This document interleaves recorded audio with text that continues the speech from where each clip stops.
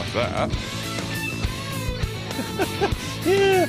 Sound like me, Matt, talking to myself. You know, hey, at least for the second day in a row, I posted the video and started a watch party on my own page before it began. Holy crap, 2 in a row. 2 in a row. 3 days in a row is the trifecta. Does anyone know what the trifecta is anymore? No one. I grew up in a horse town, Saratoga Springs, New York. It has the oldest operating horse track in the United States. Not the oldest in existence, or that was in existence as of the time of its inception, but the oldest in the United States, Saratoga Springs. Well, very well known for harness racing. And, you know, they have one kind of well-known flat track race every year without harness. You might have heard the Travers Cup, but, you know, if you haven't, no big deal. Not like it was the first big race that, you know, one of the biggest horses to ever live ever won. But, you know, go check it out. Saratoga Springs, New York. Man, what a beautiful place to go. Not to mention they have some really great chefs. A couple of chefs have been on some of the Food Network programs. As a matter of fact, I need to get them on the show. My sister Karen needs to make an introduction, or my niece Shauna. Shauna, I know you're in Mexico right now, enjoying your dive vacation as you do several times a year. But when you get back, we need to talk to your friends. All right, so at the bottom of this hour, I'm going to have Gwen Rich calling in. She's the host of the Rich Solution. If you don't know what the Rich Solution is, go to richsolution.com, read Gwen's story.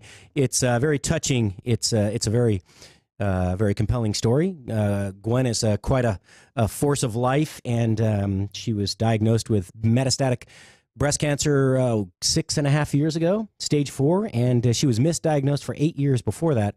So who knows how long she was actually at that state. But she's going to call in. She has started something called the Doc Thompson Healthy Lifestyle Challenge. The challenge number 1, of course, the change in your life you make number 1 change is don't run next to the railroad tracks. But other than that, she gives us some incremental baby steps to take each week to improve our lives from a health and just overall healthful perspective of life. You know, how we go about that. So we'll have her on at the bottom of the hour. I joined the challenge, but here's the thing. As a slacker, I often join a lot of causes with which I may not be completely familiar. And since Doc was actually our business partner, he was my mentor and for, you know, the last year or so, my best friend, you'd think I would know more about the challenge. But it started on the 4th. We are now on, the 12th of the month. I have no clue what I'm supposed to be doing, Gwen. I'm sorry. I know that I'm supposed to be reading these posts, which I finally did start reading today. But you will bring me up to date today, whip me into shape, get my butt in line, and I will take your marching orders and go forth and share the love with the others that we know as Spoony listeners and my friends and family, everyone I know. All right, so, oh my goodness, well, what did I read today? What was it about? Oh man, I just talked to Brandon Morse about it. I guess I'll have to come back to it later, but there is a story. You know what? I haven't heard from anybody in Arizona yet about this stupid story. Okay. This ridiculous legislation that they've passed saying that you can no longer call milk that is not derived from a lactating animal milk. You can no longer call something butter that is not derived from milk or cream from a lactating animal butter. Okay, as a purist when it comes to certain things, I understand. I really do. But what do you call peanut butter now? That's all I want to know. What do you call peanut butter? That's all. What do you call if you can no longer call it peanut butter or cashew butter or almond butter? What do you now call it? Do you call it a puree of peanut? Do you call it peanut paste? Do you call it peanut flavored glue? I'm running out of names here because you don't want to call it. Well, I guess nut is already built in. But say almond. Do you call it almond nut puree? I mean, what do you call it, really? How freaking ridiculous. You've heard me talk about it over the last couple of weeks. We get ridiculous with the protectionism within certain facets of the food service world, especially when it comes to coalitions of ranchers, farmers, dairymen, It doesn't matter what sector of the industry it is. But where do we stop? Because it's obvious that there are no boundaries. That aside, though, I visited a very interesting concept the other day. And this is not the first time I've seen it. There's actually, oh, by the way, hey, if you are watching, I don't care what platform you're watching on, whether it's on Spoony's Facebook page, Spoony Radio's Facebook page, my Facebook page, Patrick Mosher, if you go to the Food Biz Pro Facebook page, I don't care which platform. If you're sharing it to your platform, share and like, ask your friends to watch. If I don't get more than 1,000 views today, I'm going to shut down tomorrow. You'll have to listen to a best of. And I don't have enough shows to have a best of. I've only been on the air since September. Okay, I've only been in there for 2 hours daily for, 3 weeks now? Share, like, start a viewing party. Please start a watch party. Please. I don't ask for much on Facebook. Matter of fact, I don't ask for much ever. I don't think I ask for much from most. I mean, I occasionally call in a favor, but I don't think I've asked for much in my life. If I don't get 1,000 views today, either I suck or y'all suck. 1,000 views is the goal. It's you. It's not me. I was waiting for that, Matt. I was waiting. Oh, yeah. So Matt's a little passionate behind the glass. He looks like me over there. Usually I'm all red-faced yelling and screaming at somebody. Patrick, there are some days you got to get out the crop, and there's some days you just drink. Today's the crop. Well, you know, in case everyone's... Look, I promise, that line, I draw a line on the paper every day. I have not had to move it yet. This bottle of Knob Creek is really not getting, the volume is not getting lower every day. I swear to you. I swear. Well, it's because you're tilting the bottle. No. I don't know what the hell you're talking about. You're tilting. Look, you're telling all the bartender secrets. Oh, I know all the secrets. There's this little dive bar I used to go to in San Diego, and this was it's up in Mission Hills, and one of the cool things pain in the ass for the bartenders, but the owners were smart. They knew that the bartenders were giving drinks away. And look, if you want a bar, if you want any kind of a food service establishment, you need to have very good systems in place to keep track of your inventory. One of the things that they did at this bar, I'll think of the name in a little bit. It's up in Mission Hill. It's like above Hillcrest, Fifth Avenue, dead ends into, I think it's Mission. You take a left. It's on the right-hand side. Anyway, this bar, the owners, they made the bartenders throw every beer bottle into a specific trash can, and then those beer bottles were counted at the end. They had nothing on draft. It was all bottles of beer. And so they were all counted at the end of the night to make sure that the number of bottles matched with the number of bottles sold for the night. They also, every night at the end of service, had to mark the bottle of liquor.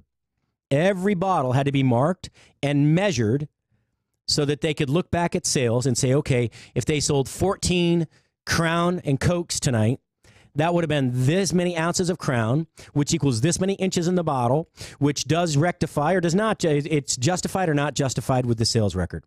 I'm telling you, it's tedious, but, you know, at some point you need to start taking care of your stuff. You need to watch your pennies, count your dimes, right? It's ridiculous how many ways there are to steal from a restaurant and how few ways restaurateurs, bar owners, barkeeps, bartenders, the staff actually employ to keep track of that. I mean, I used to have guys come to my restaurant and say, hey, I had an extra case of beef, you know, just fell out. I mean, they delivered it to my restaurant today. Kitchen workers would come to my restaurant, another restaurant, and try and sell me stuff out of their trunk. Seriously. No, that means what happened is they took a case of beef from their restaurant that they are employed at, and they're selling it to my restaurant at a discounted price. No, I don't think so. Now, I had a good friend named Tony when I lived in Denver who used to sell fish out of the back of his truck. Actually, the trunk of his car. I want to say he and his brother, the first year, they did like 1.1 million the first year. By the second year, they were up to 5 or 6 million. They opened up this great this great restaurant. They had a really good restaurant. Rod and Reel, something and Lure, Hook and Lure. I think it was Hook and Lure. Man, Tony, I got to get you on the show. Tony is one of the, besides my friend Barry Furiseth up in Arkansas, Tony's one of the best in the game when it comes to knowledge in the seafood industry. I need to look up. They had in place right before 2008 hit. They had in place the opportunity to open. I think they were raising $20 million to open 10 or 11 locations simultaneously around the country, and then of course the crash hit and everybody pulled their money. But it was a great operation. Some of the best seafood dishes I've ever had. So, all right. So, IHOP is offering free pancakes today. Really? On Tuesday.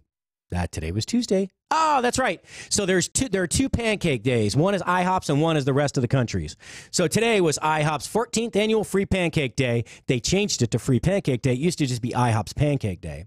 So this year's theme is Flip It Forward for Kids.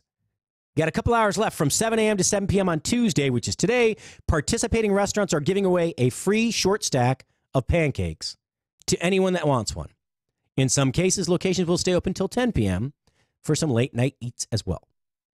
The deal is limited to one short stack per person. However, there's no rule preventing you from hitting up multiple IHOP locations. So if you're a pancake junkie, need your fix, go ahead and find the closest 4 near you and grab you a stack of pancakes. Now, that's actually not bad because a short stack, I think, typically runs like $5.79.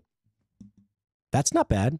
But what guests are encouraged to that do get a free meal, a free short stack, they're encouraged to donate, not required, but encouraged to donate the cost of the meal, which is $5.79, to one of the children-focused charities the chain is working with this year. And those are the Children's Miracle Network, which I can tell you is a phenomenal network. Okay. Bill Murph owns a Ace Hardware in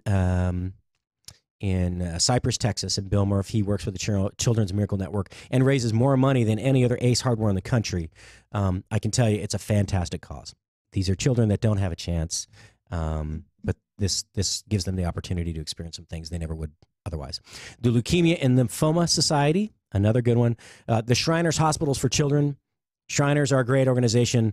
You know, whether you believe in Shriners or not, they actually, dollar for dollar, I believe, spend more money treating children for no return than any other hospital in the country, hospital organization. Stores will also be selling $5 wall icons supporting the charity between now and the end of Tuesday. That the icon comes with a coupon for $5 off a future purchase of $10 or more.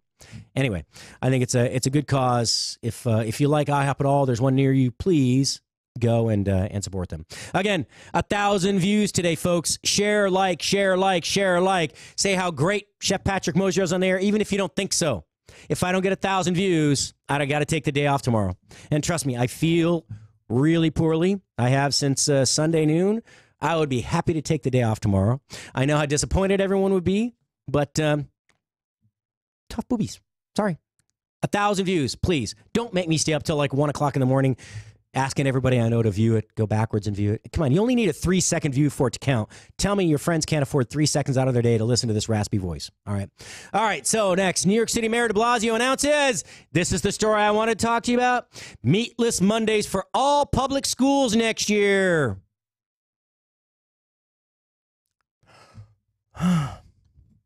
Communism. I'm just curious, what is the protein substitute going to be on meatless Mondays? Honestly, that's my question. And what is the actual? I'm going to put this into reader view so I can get the snapshot view. There are already 15 schools in Brooklyn that started in I think spring of 2018 that started with meatless Mondays. So they actually had it. They have a vegetarian menu on Mondays. Okay. All right. I'm going to swallow that pill. That's fine. But Meatless Mondays is now like a national initiative that focuses on healthy, environmentally friendly meat options. Okay. I'll take that in stride. According to the city, this past fall, the pilot was brought to schools citywide in order to evaluate student feedback on a broader scale. The decision to implement Meatless Mondays across city schools came following an evaluation of participating metrics and student feedback. I'd like to see that. City officials say expansion will be cost neutral, and the Department of Education's Office of Food and Nutrition Services will meet with students to get qualitative feedback before the menu for fall is finalized. Okay, so And not only that, New York City is to offer, okay, so it's cost neutral at that point. But now New York City is to offer free lunches to all public school students. So apparently free food is no longer need-based. If you go to public school, then you get a free lunch. Interesting. Okay, so I'll continue with the other story. Cutting back on meat a little will improve New Yorkers' health and reduce greenhouse gas emissions. We're expanding Meatless Mondays to all public schools to keep our lunch and planet green for generations to come. Okay, not bad. Meatless Mondays are good for our students, communities, and the environment, said Carranza in her statement. Our 1.1 million students are taking the next step towards healthier, more sustainable lives. According to the city, Meatless Mondays builds on the city's effort to provide free, healthy meals to. Oh, I should do this in the porn voice. According to the city, Meatless Mondays builds on the city's effort to provide free, healthy meals to all students and will form part of the city's Free Lunch for All, which launched in the 2017-2018 school year and provides free, nutritious, healthy breakfast and lunch to all participating public schools. All right, back to the normal voice. In the 2017-2018 school year, more than 150 million breakfasts and lunches were served free of charge.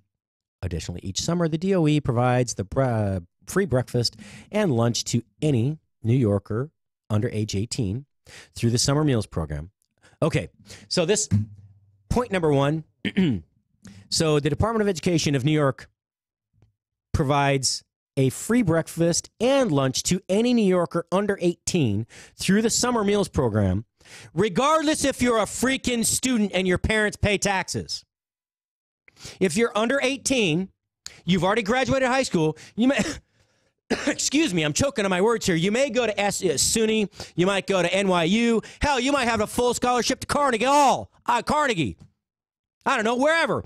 What's the big music school? What's the one, the art school? The big one. The one in New York City. Juilliard. Juilliard. For Christ's sake, maybe you go to Juilliard. It doesn't matter. If you're under 18, you get a free lunch. Get a free lunch. Go to a New York City public school. You get a free lunch and breakfast. Okay. That's New York's issue. You want to hear an interesting story? Is it gonna be upset me even more? No, and it'll take 2 seconds. My grandfather Locke, my grandpa Locke said, Matthew, there's no such thing as a free lunch. I can tell you what, there's no such thing as a free lunch for all.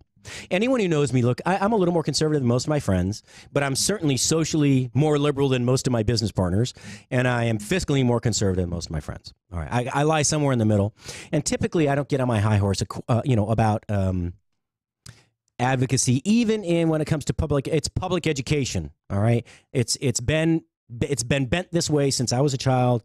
It's continuing to go that way. But here's the deal: a couple of things. Let's get the facts straight. Meatless Mondays don't generate any less greenhouse gases than meated Mondays, because it takes more money, pound for pound, ounce for ounce. It takes more greenhouse gas emissions to put food on the table as a vegetarian food on the table, than it does to put meat on the table. Tractors, not just to plant, not just to treat, not just to spray, not just to water, but tractors. Then you have the delivery issue, right? Because pound for pound, vegetables nutritionally are a lot less nutritionally dense. I'm just saying, calorie dense. They're not nutritionally less dense, calorie-wise. Now, if Meatless Mondays, it doesn't say it's strictly vegetables. If they're providing some sort of a plant-based protein, now you have an added couple of steps in there. Now the vegetables have to go to the plant. They have to be processed into something that is a facsimile of a protein, which takes energy, emits greenhouse, I guarantee it emits some sort of greenhouse gases, uses electricity, so on and so forth. Now you have cold storage involved, additional cold storage, and then a second transport to whatever the delivery facility is, then another preparation step. So there is no less greenhouse gas emitted. I'm not an advocate against or an opponent against Meatless Mondays. I'm not. I have no problem with that. I was vegan for a long time. I felt great, until I tried meat again, and then I realized, well, actually, I hate fish first. After I ate fish, I was like, wow, I feel so much stronger. And then I incorporated some chicken and then a little bit of beef, and I was like, wow, I feel way better than when I was vegan. I just did not feel as well. But when I went vegan, it was for a reason. Stress reduction, Okay, stress reduction. That was the one thing in weight loss. I was in Japan. Welcome back. I know. Welcome back from the lighter side. We won't say the dark side. But anyway, so I just there are a lot of issues here that are being dealt with in kind of this overview, this kind of cursory overview of a program which costs the city millions upon millions of dollars. And unless New York City's cash flush, I'm not sure. Where I'd like to know what the average caloric intake or the average caloric offering is for New York City breakfast, the Department of Education's breakfast and lunches. Because if you're trying to reach a calorie goal without some sort of protein in there, it's very difficult. It really is, especially for growing children. Now, I'm not screaming against I'm not an opponent to being vegetarian, vegan, pescatarian, ovo-lacto or lacto-ovo, whatever you want to call it. But to be completely protein-free, animal protein-free on those days, what are those people? What if you don't want to be protein-free on those days? Do you give an option for those that don't want to be protein-free? Maybe that's a question. Do you offer for those that want to have beef, chicken, fish, or some other protein? Do you offer that? And again, I'm curious. What they say, this is cost neutral. Probably, but I'm curious. I'd like to see the numbers, right? Because we can spin it any way we want. It's fine. The fact that they dictate this within I understand that they dictate it within the public school system. Was this something that was voted on as an initiative to the parents of the school going population? Did they get a chance to vote yay or nay? And if they voted against it, or is there maybe do they have the chance to vote against school funding if it's against their wishes? Do they have the chance to vote against other other bonds that they're raising for other initiatives? Or did they have a chance to vote against the bond that would have funded this? Because I'm telling you, they may say it's cost neutral, but there's a lot of money, there's costs incorporated into launching this program, and they discount those costs, right? So what was that? How much did the studies cost? I mean, how many millions of dollars were spent on the studies? And then on transitioning from the standard food service distribution model within the city to transitioning to this vegetarian-based meatless Mondays, diet. And it's okay. Look, I'm not, if it was in line with the parents and the students, then of course. And if you can prove to me that nutritionally this is allowing people to have a better and healthier future, okay. Show me the actual, I'd like to see the data. That's all. I mean, I don't know. Maybe I'm not on Meatless Mondays. Maybe that's why I'm so bitter. I'm curious to see the actual numbers and what the stats are, because I don't believe it. All right. Holy crap. We're almost out of time for the first half hour. Man. All right. So look, Gwen Rich is going to come on here in a few minutes and set me straight as to why I'm fat and probably most of the time unhappy. Yeah, she'll tell me what I should be eating and how I should be exercising daily, at least a little bit. How I can probably be a little more spiritual, at least publicly, and be more grateful, and how I could, I don't know. She's going to set me straight, though. Again, we're going to be discussing I got to get it right, I don't want to mispronounce, the Doc Thompson Healthy Lifestyle Challenge. It's good stuff. Actually, hold on. Hey, Sharon, my good friend Sharon Pettengill-Freddy, okay? Much love to you and your husband and your daughter out there in Maui. I know. I'm giving you a hard time. I love veganism. I loved being vegan. You're my favorite vegan, Sharon. I'm sorry to break your heart. She put a little I don't even know, like a look of disappointment. I don't know what that emoji's called, but all right. You're still my friend. Love you to death. All right. Hey, and tell I need to get some good wine. Tell them to send some good, healthy wine, would you please? All right. Hey, Chef Patrick Mosher, the Food Biz Pro. We'll be back in about 2 minutes. Gwen Rich here. She's going to set me straight on this challenge so I can at least make a good effort and, try to straighten myself out. We'll be right back.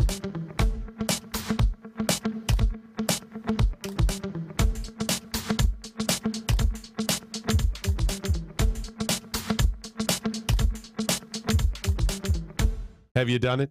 Fast Track Student Loans can get your student loans out of default, stop any wage garnishments, stop collection calls, and stop seizure of your tax refund. Give yourself a break. Stop the stress and get your student loan payments down to as little as $25 a month based on what you can afford to pay. 800-709-4395. 800-709-4395. 800-709-4395. 800-709-4395. Never Forgotten Apparel is more than just a premium women's and men's clothing line. It's a movement to remind us to wear American-made and serve those who serve us.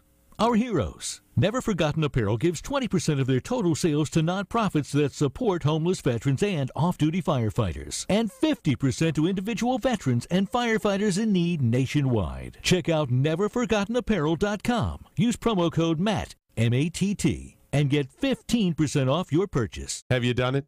You catch a glimpse of yourself in the mirror? I'm one of those people you don't want to see naked.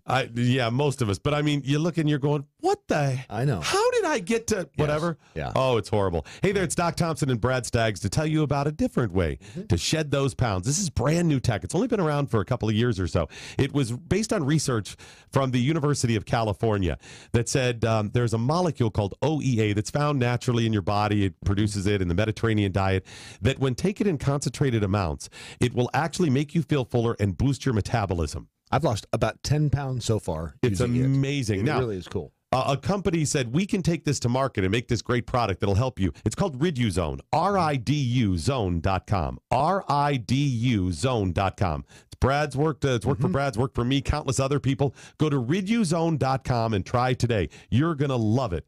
Riduzone.com. Remember that, RIDUZone.com.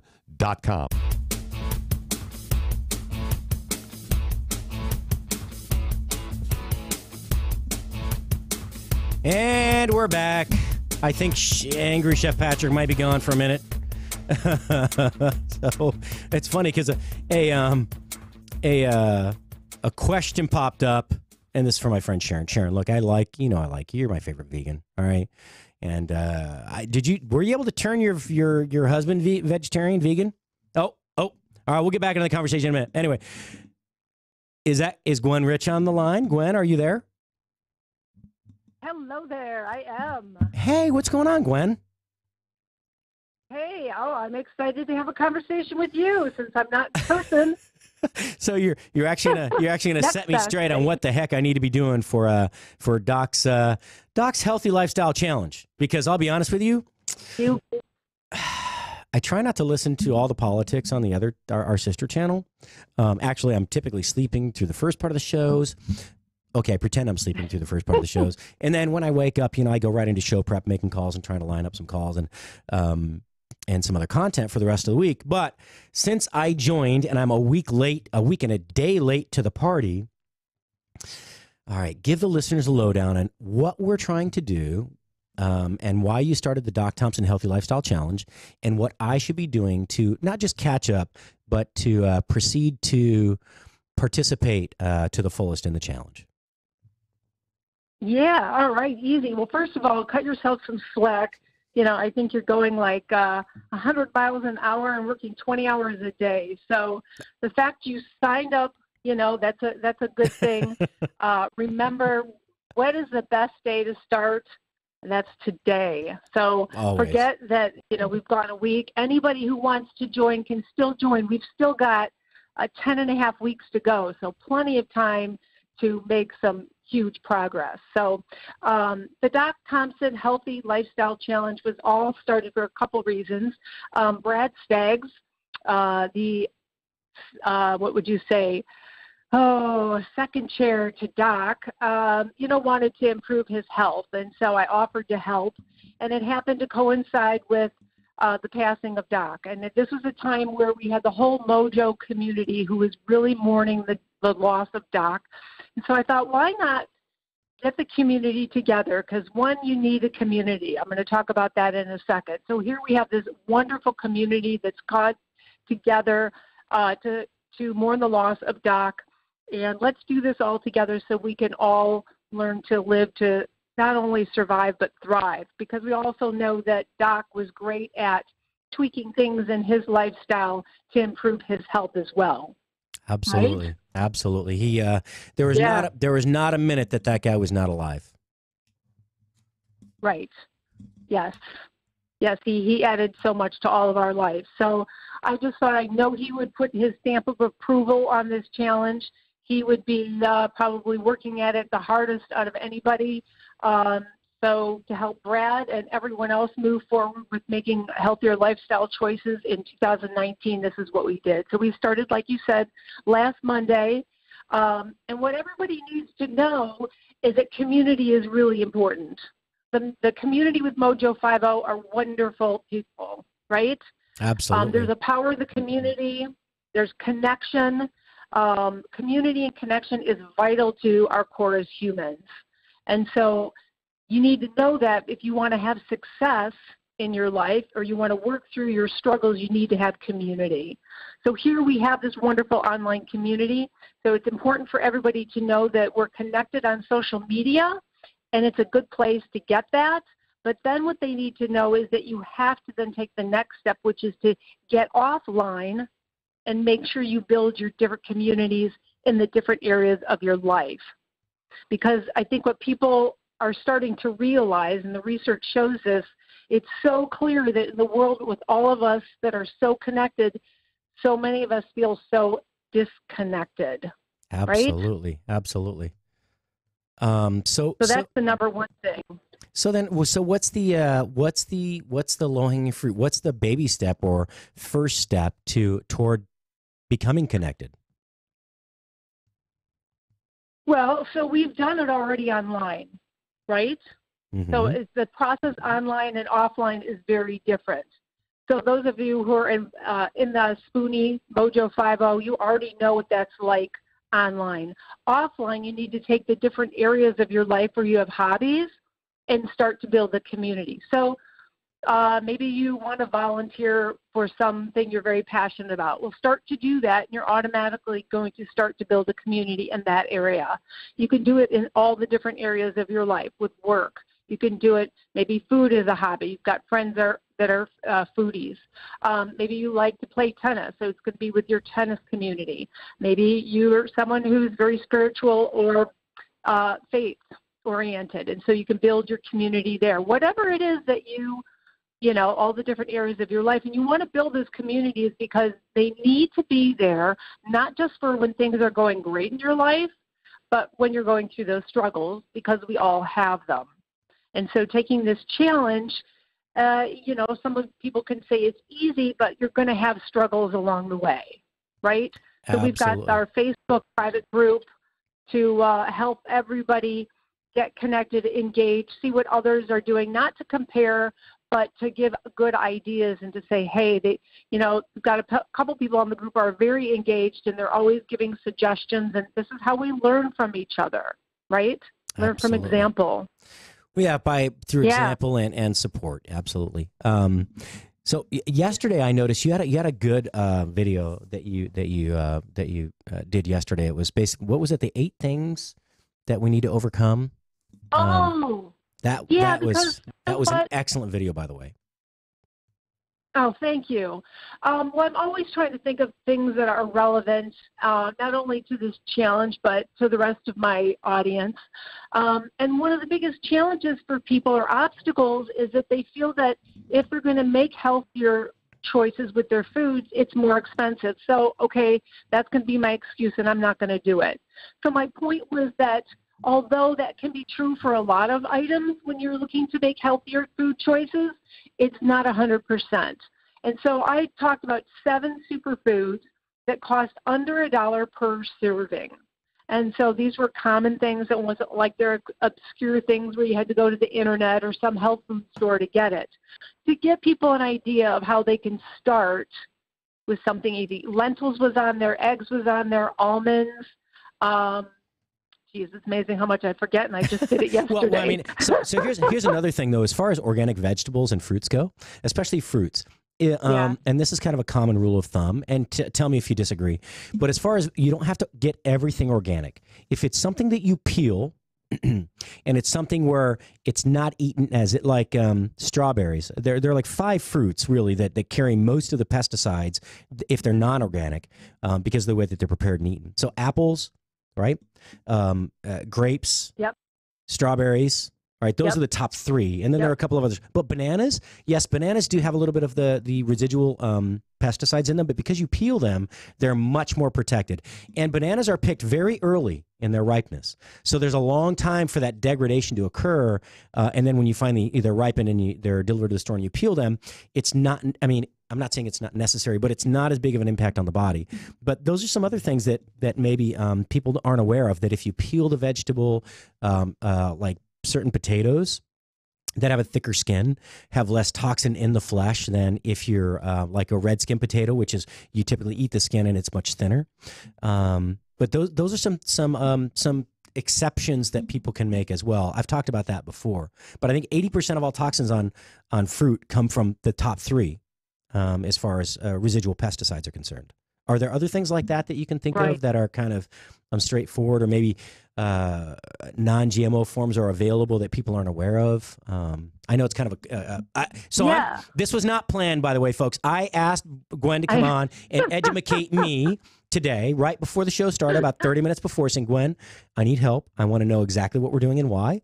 I want to invite others that listen to my show, because we don't all have the same crossover audience. Gwen has a different audience than I do, and that's one of the things we're working with the other show hosts, is making sure that we all promote each other and that we all speak to each other about our upcoming content as much as possible, so that we can we're not just trying to grow Spoony, but each other's brands and our reach and our message, and reach as many people as possible that can benefit from that. And so I wanted Gwen to come on and enlighten me on what we're doing. And you know, and she's the expert. I may be one of the mouthpieces to you know, say what a great job she's doing, but she's really the expert. And I want you to share with us.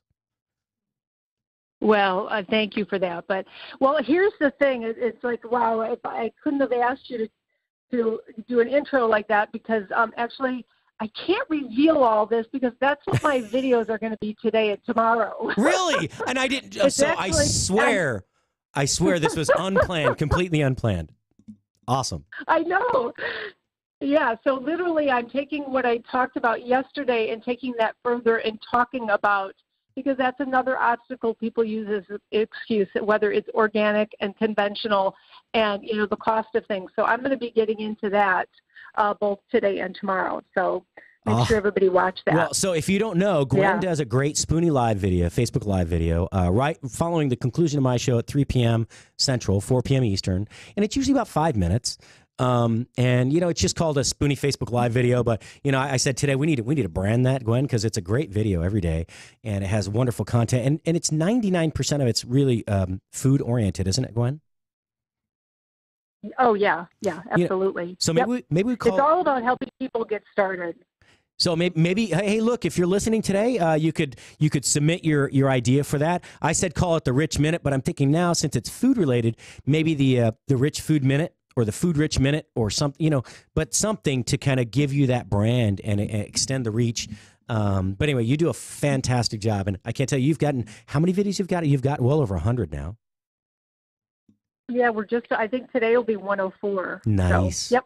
Awesome. Absolutely. Yeah, so there's plenty of information. So this is a whole other thing. My whole idea with my book, Stop Complaining, Make Your Own Luck, and the tagline is the 5% solution. And that's because I found out that over all these years, I have been doing small incremental changes that have given me the results and has allowed me to live beyond my expiration date. And so for the average person who would just like to start making better lifestyle choices, this is what we're talking about. And all these videos just give you these little tips, whether it's about shopping at the grocery store, how you prepare it, how you cook it, or store it, can make a big difference of how you're maximizing the nutrients. Because you might as well, if you're going to go through the effort, you might as well maximize all those nutrients that you can. No, right? Absolutely. And for those watching right now, I'm looking at my screen because I'm inviting all of my 3,800 friends individually to watch this, right? So because if I'm telling you, Gwen, would you please go to Facebook, share, and ask your friends to share the video feed today? Go to the watch party, either on Spoony or on my page. And because if I don't get 1,000 views today, I'll be very upset. I'll be brokenhearted. And tomorrow I may have to take the day off.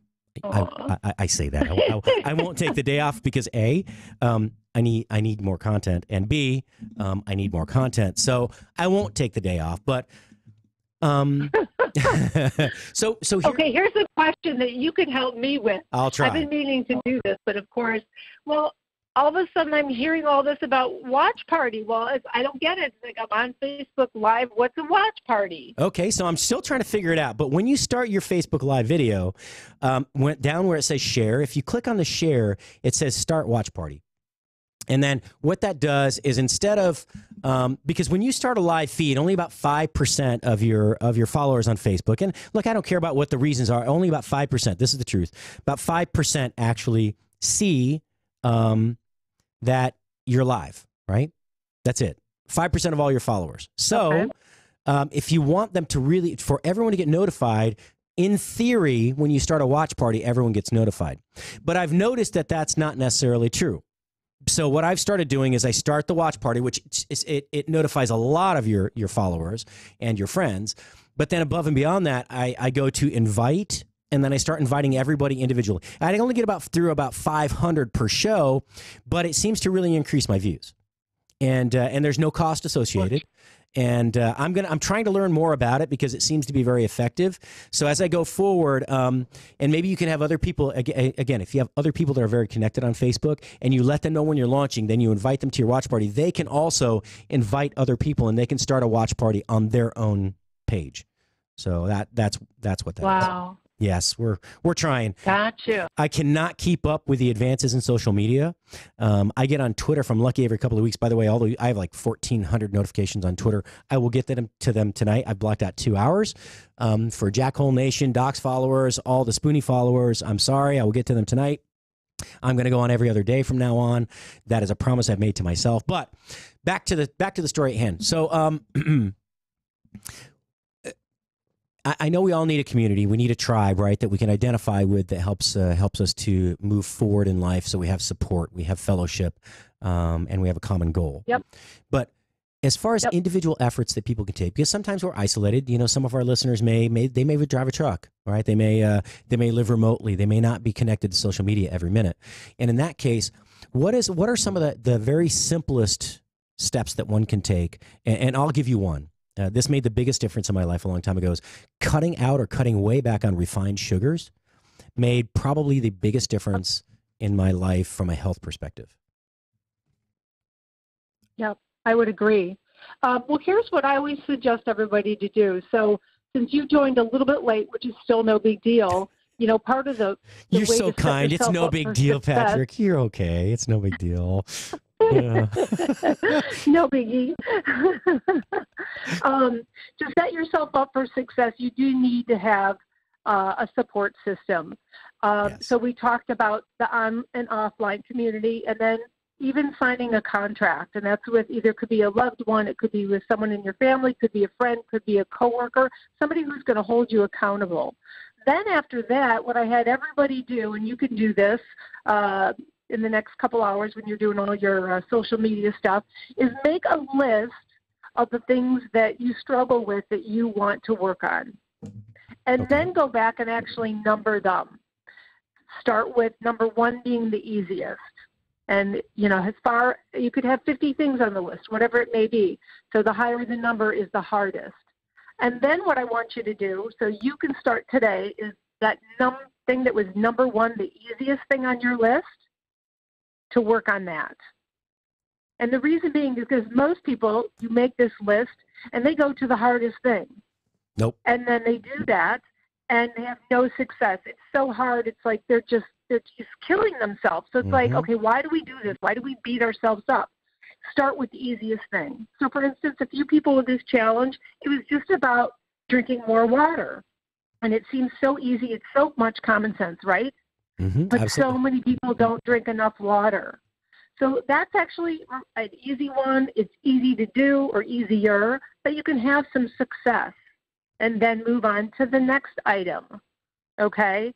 And so that you can build success, you can feel good about it, and you keep going, and that's how it works. You don't stop. You're always moving forward. You know, that's funny because when it comes to eliminating debt, and I'm no expert on eliminating debt, but if you work on the smallest debt first and completely eliminate it, and then take what was left from that you were normally paying to that each month and roll that into your next debt and just pay the minimum on all of them except the one you can eliminate each month or over the next few months. It's amazing how quickly you can make great advancements in securing your future and being debt free. And look, this is, but it's right. And not only that, when you start eliminating these small, I don't want to say these hindrances in your life, whether they're financial, emotional, health related, struggles, food related. Yeah. When you start eliminating those one at a time, you start to feel empowered. You start to feel good about the progress you're making. You really Patrick, do. Dave Ramsey calls that snowballing. Yeah, exactly. That's in the financial piece that my wife and I went through 7 years ago. Yeah. You take your smallest debt, Get rid you of it. pay it off because you get a win. Mm-hmm. And then you take that money you were paying on that debt and you put it on the next debt and pay the same thing and you snowball it till all your debt's gone. And it's funny that I didn't learn that from Dave Ramsey. It was actually a program prior to his, which I think was one of his advocates a long time ago, one of his proteges. But yeah, I mean but you start feeling good when you start ticking these things off the list, right? Okay, I'm no longer doing this. Oh, I am actually doing this. And this is not just about things that you want to eliminate, but things that you want to add to your lifestyle. Is that correct? Absolutely. Yep.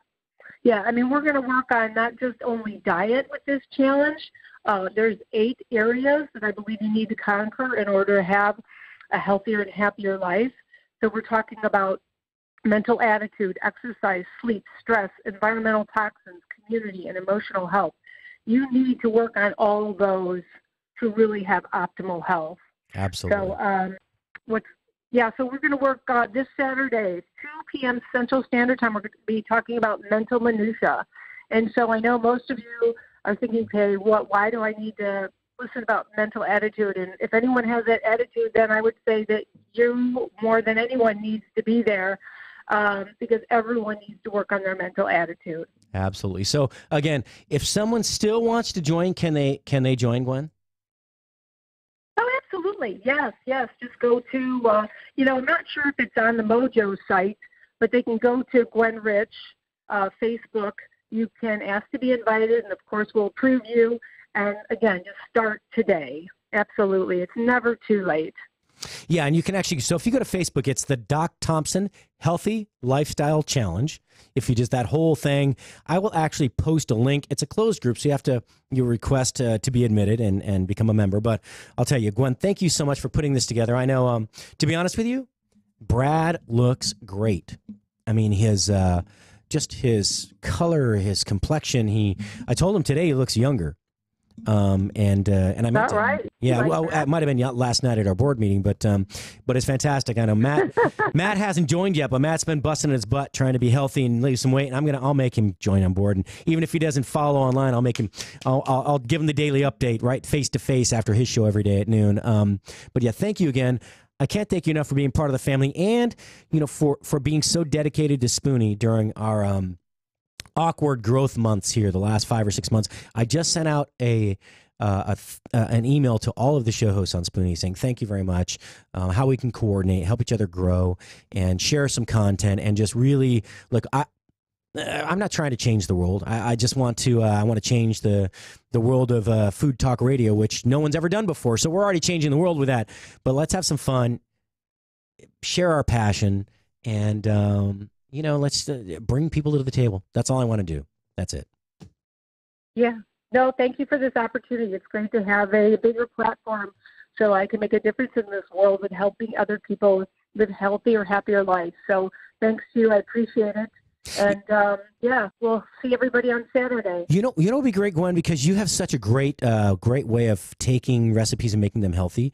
We should have you give us one of the, like a recipe to share each week for the challenge, or either a more healthful version of, or a vegetarian version of one of the recipes that you cook at home. Because I know that vegetarian lasagna, the vegetable lasagna you made was delicious, by the way, when I came to visit you and Adam. Thank you. You know what? I think that's a great idea. This week, what I'm having people do, remember we're talking about small steps, so we just started. I mean, there's a lot of people who don't cook, okay? So I don't want to be asking them to create a recipe right away. That's like going from A to Z way too fast. So no, I'm on the break. This is more about you sharing with the rest of the listeners on Spoony, basically. Yeah. I can do that. But this week, what everybody's really concentrating is on sugar. To really look at what they're eating and see the ingredients. I've given them a list. There's over 50 names for sugars, and most people aren't aware of that. And, of course, if it has too much sugar in it, what's a healthier swap? And to take a picture of the two, post it to the group so people can say, wow, okay, here's where some of these sneaky sugars are, because, the manufacturers and food giants are great at saying, hey, this is healthy. This is non-GMO. This is organic. Well, that still doesn't mean it doesn't have sugar in it. No, it doesn't. That's a great place to start. But, no, I think that's a great idea, and I know I'm going to ask the group to do that and share recipes, because I would love to then, we could even put a cookbook together. I would love to have you submit some recipes. I know you're really busy, and maybe absolutely. make it into the Dr. Thompson anytime lifestyle cookbook. Yeah. So, hey, much love to the family. Thank you for calling in. Feel free to call in anytime. Pretty soon I'll have the phones open a couple of days a week in the second hour. But, thank Adam again for all his support and everything that you've done. Give him a big hug from us, and anything else is from you, okay? You guys, thanks so much, Patrick. Thank you, Gwen. I'll talk to you later. Again, Gwen Rich with The Rich Solution. Okay. Thank you very much. If you have not heard her story, go to therichsolution.com. She's written a couple of books. One, The Rich Solution. The other one is Making Your Own Luck, I believe. And what a fantastic story. And if you have a chance, listen to her show, The Rich Solution. I'm in the middle of changing the lineup and the show host schedule. The show schedule, because we've added, if you haven't noticed, like 5 shows in 2 weeks. So by the end of day tomorrow, the show host schedule will be up to date on Spoony.com. If you go there to the show schedule, and to all the show hosts out there that may be listening, I will have that in your inbox ASAP. And also, we will indicate when each host show launches fresh, which day it launches each week, so you can know to tune in at that time on that day to get the most up-to-date content from that provider. Man, hey, Matt, could you do me a favor? Could you go out there and look at that box of chocolates with the caramel fillings inside and see if any of those say it has sugar in them? He's shaking his head. Yeah, I'm pretty sure they're all sugar-free, calorie-free, gluten-free, nothing but healthy stuff in there. Rondolph's looking. Yeah, no, I'm sure none of them say sugar. There's no fructose, sucrose, glucose, what are the other ones in there? There's no sugar in it. That's like drinking non-alcoholic beer. There's sugar and glucose. Nah, there's not, dude. Come on, don't lie to me. And actually, that's a can of cookies, by the way. That's not even the chocolates, is it? It better be. By the way, Lori D, thank you. Oh, yeah, I may have eaten all but the last one that's left in there. Lori D, listener, Lori Dolce, thank you very much for the cookies. I'm just saying, a Snickerdoodle by any other name is a sugar cookie with cinnamon on top, but they were pretty good. I know the Mojo side of the staff ate the partnership here and the crew. They ate 90% of them. There is a cookie left. I had one of those. What are those others? Chocolate chip in there, Matt? Those other ones? Yeah, I know you don't eat damn cookies. What are the other cookies in there that she sent? Ronaldinho? Special Ron, all right. Anyway, I think they're chocolate chip cookies. I haven't tried one of those, but they sound pretty good. Thank you to you and your family for sending those in from way out northwest in Washington State, I believe. Anyway, thanks for being a great and loyal Doc listener. We appreciate you. All right, who's on? Kevin McCann. Fair question. I don't know which one. Okay, so I brought up so much stuff this afternoon. Let's get back to some of the comments. Kent Cottle, yeah, go Chef. Love you too, brother. Man, up in Fort Collins. I can't wait to get up there. I saw the pictures that. So Kent is with Z Catering and Events, all right, and and staffing as well. I was looking at the stuff. He just did some big thing with like REI and Odell's Brewery. Dude, you got to invite me to this stuff. Come on, man. I know you got Chef Emmy there with you now. You got this big partnership thing going on, and butterflies and bees and the world's a happy place. But come on, man. All those times I showed up for you, you got to invite me to something fun. Although all the other events were really, really fun, too. All right, so Derry O'Connor, love agreed. Thank you, Derry O'Connor, for listening. Yes, tribe is important. That's correct. Michael Martin, greetings from Germany. Oh, guten Tag aus Deutschland. Aber ich bin nicht in Deutschland. Viele Grüße an Deutschland. Aus Texas. Okay, that was about all the German I got left of me today. Let's see. Hello from, Jody. Jody, how are you? Jody's birthday's the day before mine, and you graduated a year before. How the hell did that happen? Jody, so it's funny because I see your last name. I didn't realize, I know you just got remarried. I didn't know that was your last name. Richard Brandt, popping back over to iHeartRadio, though. Facebook. Yeah, it does monopolize your iPhone. You know what? It doesn't just monopolize it. It wastes your battery. Margaret, hello to you, Richard Brandt. Yeah, you'll get the hang of the schedule. Come on, it's the same time every day. It is 1 to 3 Central, 2 to 4. Diana, how are you down in Houston? My big CBD friend down there. Terry Trost. Hello, Mrs. Tom. Okay, that wasn't real. Jennifer Eve's out of Massachusetts. Hi, Jennifer. Sharon, I know you're rolling your eyes because I was giving a lot of crap to my vegan friends. We got Marie Daniel. Hi, Marie, down in Austin. All right, I'll be back saying hello to the rest of the folks. And don't forget, Mark Conway calling in from Ohio to talk about certified Angus beef. Yes, come back in 4. Bye.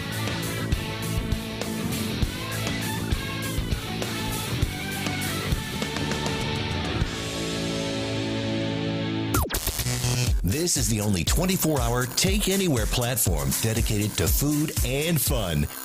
We're Spoony. News this hour from townhall.com. I'm John Scott.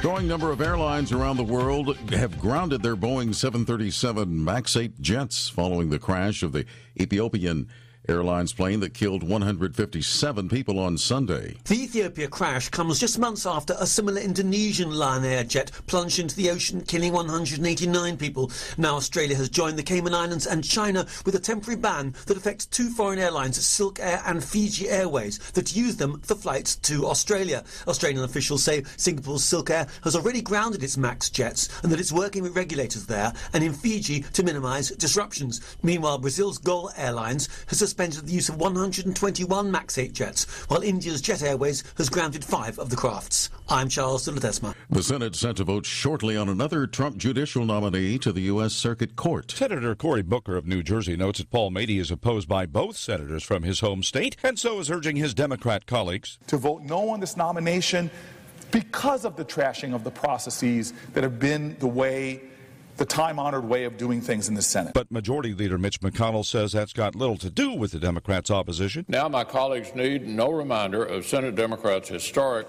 obstruction of nominations over the past 2 years. Mady is expected to be approved to serve on the 3rd U.S. Circuit Court of Appeals. Bob Agnew, Capitol Hill. Also on townhall.com, British Prime Minister Theresa May imploring the House of Commons to back her EU divorce deal amid real concerns there could be no Brexit at all. The danger for those of us who want to deliver, to have faith with the British public and deliver on their vote for Brexit, is that if this vote is not passed tonight, if this deal is not passed, then Brexit could be lost. The House of Commons will vote on that deal later today. More on these stories at townhall.com.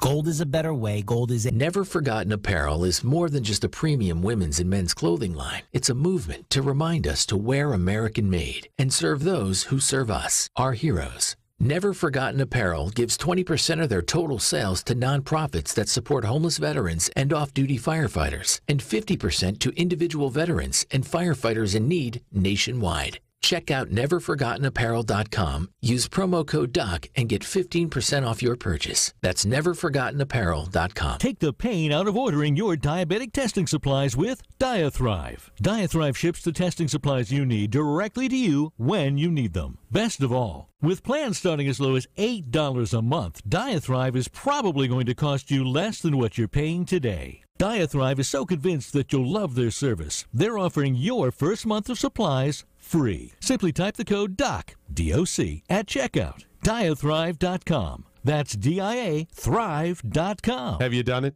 You catch a glimpse of yourself in the mirror? I'm one of those people you don't want to see naked.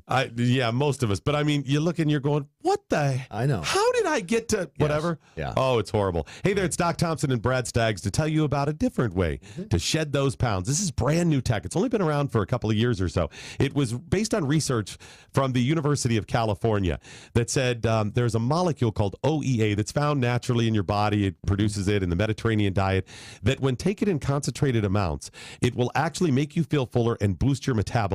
I've lost about 10 pounds so far. It's amazing. It now, really is cool. a company said, we can take this to market and make this great product that'll help you. It's called RidUZone, RIDUZone.com, RIDUZone.com. It's Brad's worked. It's worked for Brad's, worked for me, countless other people. Go to RidUZone.com and try today. You're going to love it. RidUZone.com. Remember that, RIDUZone.com.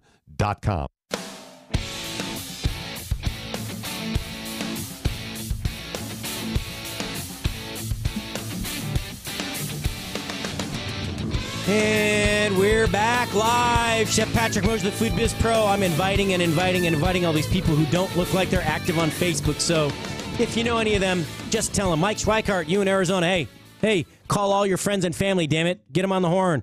Tell them to watch Facebook. If I don't get 1,000 views, I'll be pissed. Greg Patterson, Mike Pasturi. Who else is there? Anyway, hey, I think I got a caller on the line. I think I was waiting for Mark. Mark, you there? I'm here, man. How you doing? Mr. Mark Conway, I'm good. Not as well as you are because you've been eating a little beef today. I'm a little jealous. Yeah, I would say a little. A little? I would say a little. They going to have to wheel you out now? Man, it's really getting touch and go. I feel like I'm going to have to get a second seat on the airplane. I can almost spit my water out, and I'm drinking hot water today because I've been a little congested. So that's funny. So why don't you tell them, everybody? This is Mark Conway, the host of Family Table or Family Meal rather here on Spoony Radio.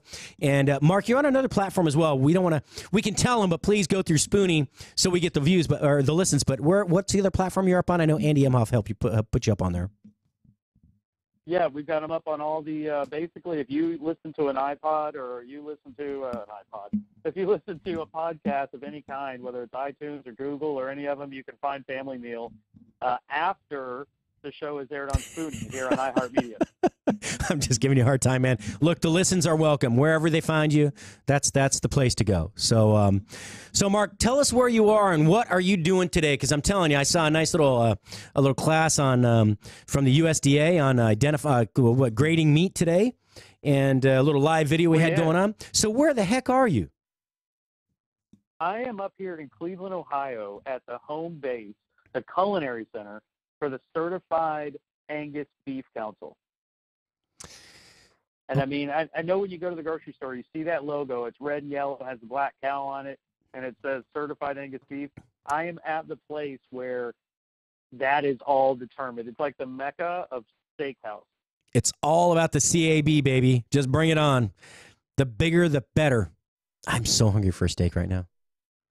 So hungry for a steak. I have eaten beef in so many ways. I'm still trying to figure out how these guys maintain consuming this much food in a day. Well, they cut out the carbs. That's why they just eat meat. They just stick to the meat. That's it. Oh my God, it's so good. We were at several places yesterday. We're going to more places tonight.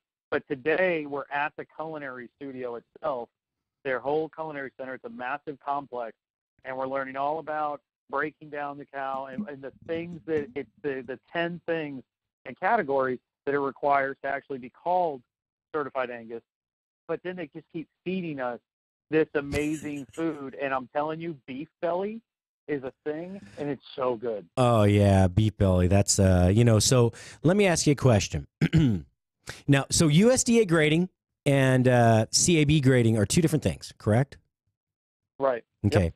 So USDA grading the prime grading is based on that day's harvest, so to speak, and it's graded daily. That's the top cut of beef that's available that day is prime, and then it goes down to choice, select, et cetera, et cetera. Now, how do they identify what's considered certified Angus beef? What are the criteria that they go through, and what allows them to certify it as CAB?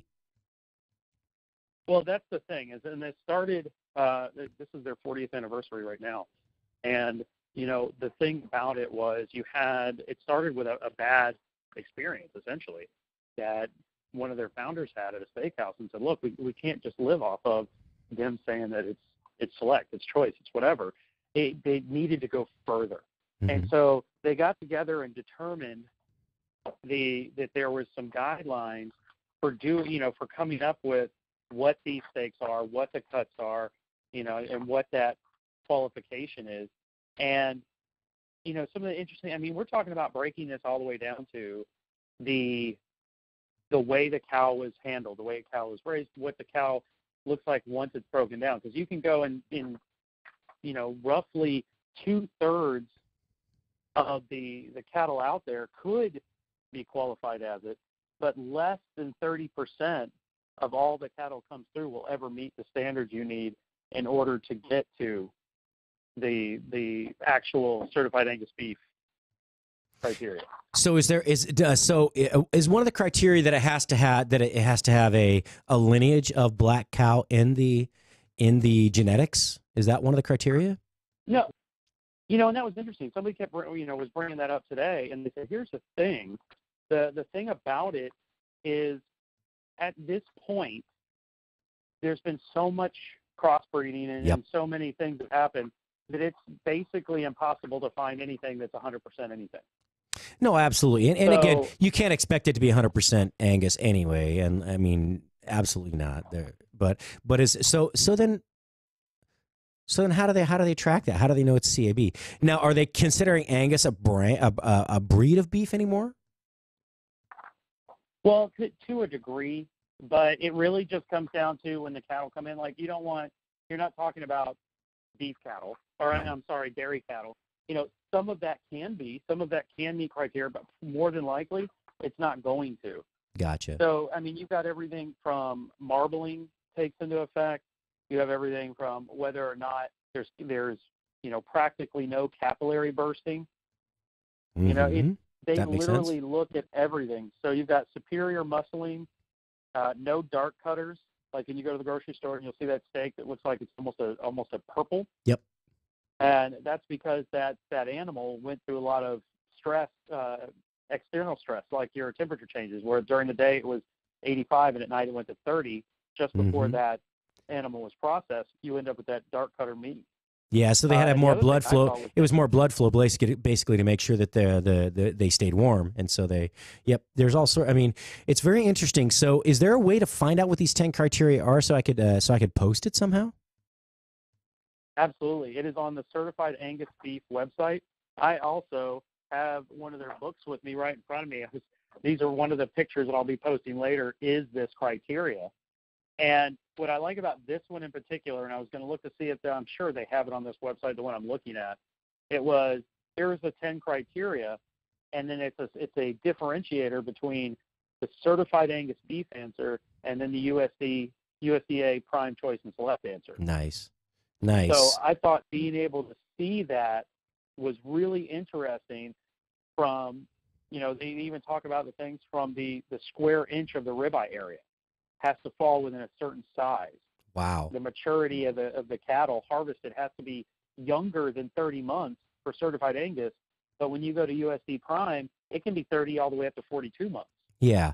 Well, I mean, they're harvesting pretty early now. I mean, most cattle don't make it that long. They really are. Yeah, because the hormones they're and stuff. in the 20-month range and lower. I don't know if you've seen, there's a great Facebook video that I've seen. I don't know if you've seen it, but everybody has a dry aged meat program now. They dry age the meat. You lose 30 to 60% of the weight, whatever it is. Then you trim it, and it's fantastic meat. But have you seen where the longer you let the cattle grow naturally and harvest later in life, you get the same flavor? Have you seen that? I haven't, and they touched on that some today. And the thing is that it really depends. And they were talking about the farms and how the animals are handled and things like that. You could have one that theoretically could go longer in life and develop better flavor if it's handled properly. But no, absolutely. If it's going through, 50 months of drastic temperature changes up and down and all over the place, and their feed is changed and all these kind of external and internal environmental shifts. It's so interesting to sit through these kind of demos for that. Absolutely. So, what else? So, it's Taco Tuesday, right? It's Taco Tuesday. So what the hell was that taco you had, dude? That looked delicious. What in the world was that? Crazy, man. So what they did is they sous vide the certified Angus beef belly, and they put it on one of the steamed bao buns with an Asian slaw and snow peas. Oh my God. Holy and moly. it had like a bourbon It was great because it had that light crispiness on the outside of this beef belly, and they had done this bourbon sriracha glaze. That sounds terrible, by the way. Can I just tell you? I'm kind of glad. I'm not there to share this with you because it sounds disgustingly putrid. I'm just joking, dude. I'm so jealous right now. It is. It's awful. The things I do for the listeners. So let me tell you. I'm not often envious of people, but you've been getting around traveling a little bit lately. And not only that, I mean, so we can talk a little more about what's going on now, but you got some big travel starting on what, the 14th, right? Literally, I will fly back in the morning long enough to repack my bags. I fly out Thursday morning to go to Puerto Rico to cover the Caribbean Food Championships. Man, you better be calling every day with an update on that one. Oh yeah, I am from what I'm hearing, the Puerto Rican food scene is rapidly evolving, and this is one of the things they're doing in order to get that word out is do these Caribbean Food Championships, which are a direct feeder into the World Food Championships, which will be there in Dallas this year. That's right. That's right. So that's going to be here in October. I know Final Table, though, is coming up in May in New Orleans, right? Isn't that in May? It is. Yeah, we just had Mike McLeod on the Family Meal show in the last 2 days, and I saw that talking about the new developments of he moved Final Table will now be in New Orleans. They've changed it where previously when you got to the top 10 and you were the top in your category out of the 10 categories, those 10 people went and competed, and they all made your best dish out of their category. That will no longer be the case. They are now going to be going through 3 rounds, which they'll start at the top 10, they'll be cut down to the top 5, and they'll cut down to the top 3, and it's all dishes centered around New Orleans style cooking. Nice. Now I hope they make people understand the difference between Cajun and Creole, because I'll tell you, there's nothing more. And I know it's all crosses over now, but they are 2 distinctive styles of cooking. One is definitively of French origin, and one is more Caribbean, African-based ingredients, right? With some of the local flair, gator and whatnot. But I'm telling you, I really think that we need to go back to educating people about the true meaning of certain specific styles of food and food cultures, because it's not bad that those lines are kind of getting blurred. It really isn't, but it's disappointing that we don't always remember back to the origins of those. For me, maybe not for others. Well, that's why I think what I was glad about is what they're going to do is they are going to bring in local chefs from the local restaurants there in Louisiana and New Orleans to make sure that these dishes, these category competitions they're going to be doing in these 3 rounds are authentic and legit. Well, I hope Jay's down there. Jay Dakota, I hope you get invited down there. I'm sure Mike will. You're a big name, big voice in the industry. And you know what? I need to find out. Do you know where to listen to him? I need to find out all his stuff he's done for the last couple of weeks for Mardi Gras, because I'm telling you, I cannot wait to hear his content. And hopefully he's going to edit some of that down, and he's coming over to Spoony to join the family here on a once-a-week show. He's going to take his 2-hour show down to 1 hour and give us a highlight reel and share some special love to Spoony. But yeah, if man, I'm glad to hear that. Good friend of mine. Oh, what a great guy! What a really nice guy. He's a class act. But so, how much more time you got spent up there? You got any more food coming out? Yeah, we just went through a multi-course lunch, and let me pull this up here because these are some things I don't want to miss. We are going to have an incredible dinner tonight, and I want to make sure I get this right. Our dinner tonight is at Ushabu. Sounds like a Japanese place.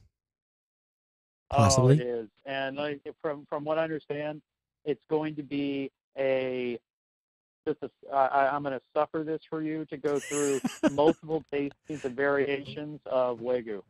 You're an ass. I'm just joking, Mark. You're actually one of my favorite people, man. So you guys are tasting Wagyu from like A5 down or up to A5? Oh yeah, we're the whole gambit. We're going to play and have that, and I am super stoked. That's why lunch came, and lunch was this multi-course thing, and I'm like, I cannot eat because not only did we have the beef belly, we ended up with more Angus sticky sweet Angus beef, and then we ended up with short ribs, and we ended up with dessert. I'm like, okay, I have to purely stop consuming food, and thankfully dinner's not till 8 o'clock tonight. Well, I don't feel sorry for you at all, dude. Not even a little bit. Come on. I don't feel sorry for you for 1 second. I got to stop consuming food. Whatever. I love you, brother. Man, I don't feel sorry for you for 1 second. You're not playing my heartstrings at all. You're not even for a second, dude. All right. So all you Spoony listeners out there, all the Mark's fans, all the family meal listeners, don't let him play you like this. We as chefs, we often feel like we're victimized into eating this amazing food bite after bite after bite till they have to roll us out the door. If not in a wheelchair, on a gurney because we had a heart attack because we ate too much of the wonderful givings of the earth. No, dude, don't feel sorry for us. You should envy us, okay? If we're stupid enough to eat that much, they have to wheel us out on the gurney. That's our fault, but you still shouldn't. Come on, man. All right. I feel a little... Oh, I'm totally... I'm totally gonna be picking it up to eat it all. So hey, we need to get you out here because Deep Ellum Distillery sent us some stuff here. They're coming up with these really cool, wonderful flavors of vodka, and one of them is dill pickle vodka. And Deep Ellum. I've heard about that. So I have to say, it's not quite dill picklish to me. It needs a little more brine, but what I'd say is it's more like bread and butter pickle. It has a little sweet finish to it, a little brine up front. It's awesome stuff. But I have a favor to ask of you. All right. I don't know where you are in relation to, hold on, I got to find it, because I know you've heard the story. Dude, I need some of the Lucky Charms beer. Yeah. I need it. Yeah, it's literally like a few blocks from where my kids go to school. All right. So why the hell have you not sent me some? So this goes to show me that Mark does not listen to my show. Because I've made a shout out. Well, I don't blame you because it's 2 hours a day live, 5 days a week. I know you catch glimpses here and there because you're traveling a lot. You're making stuff happen. You are. Yes. But I really need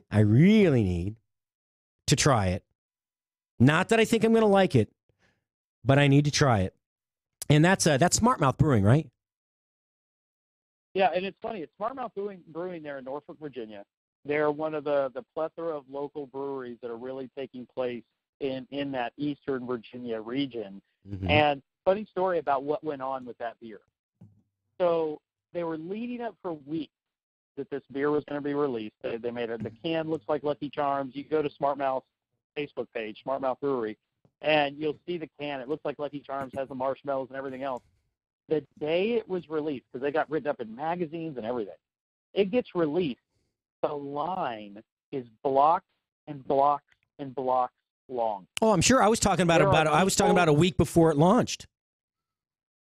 Oh my God, there were people coming out of there buying the maximum you could buy, which was however many 4-packs, and it only comes in 4-packs. So you're buying however many 4-packs and selling them to other people in line for upwards of $200 and $300. Nice.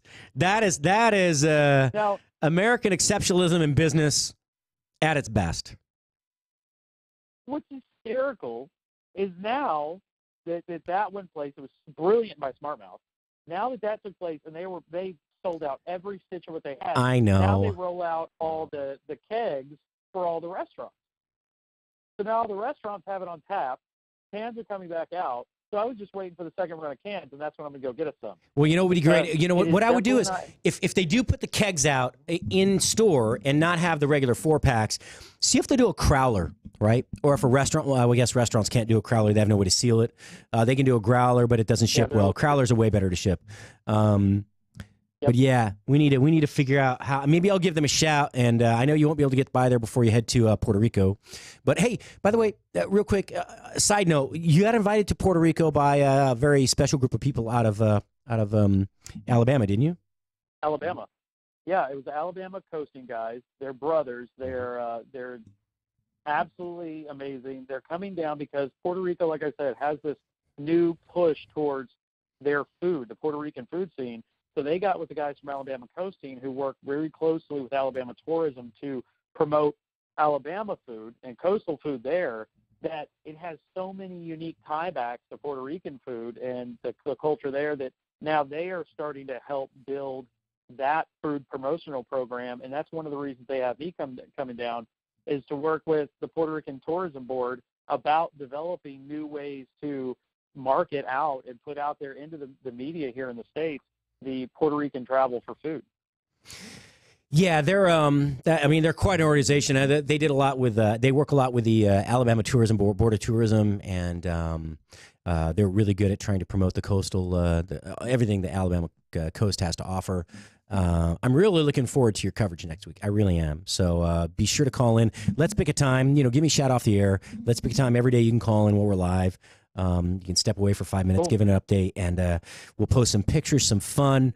Now, I know you probably won't be doing a show daily next week that's not pre-recorded this week, but any good stuff coming up on Family Table? I know it's all good stuff, but any big highlights coming up in the next few days, today, tomorrow, next week, that we should be aware of? Yeah, we've got some really fun stuff coming up. I've another good friend of mine is Simon Majumdar of Food Network. Yes, and you need to get him to call. You need to have him call in, by the way, please. We're working on that now. We're setting up our calendars. His lovely wife manages his calendar.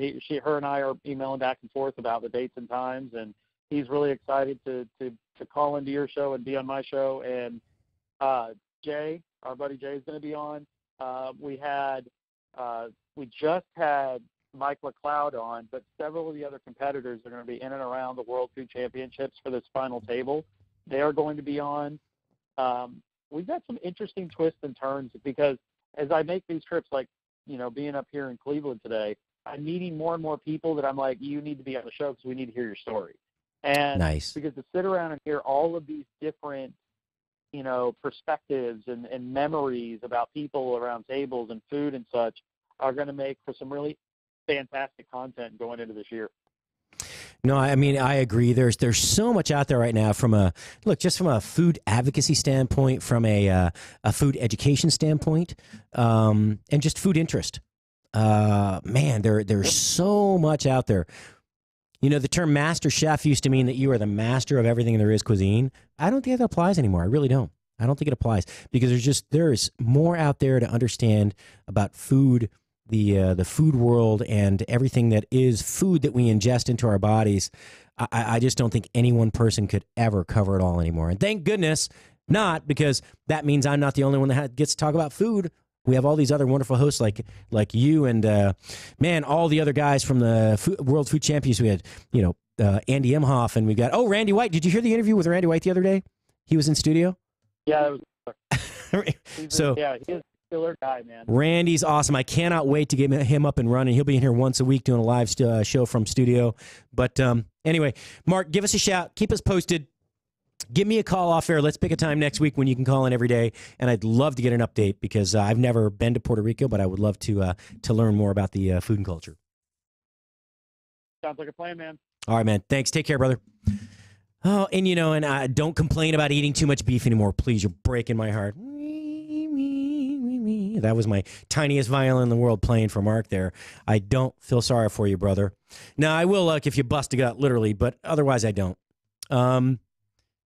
Oh, man, talk about busting a gut. Oh, my friend Henry Bryan's going to call in at the bottom of the hour. Henry is the owner of Culinary Eye Candy and a couple of other companies.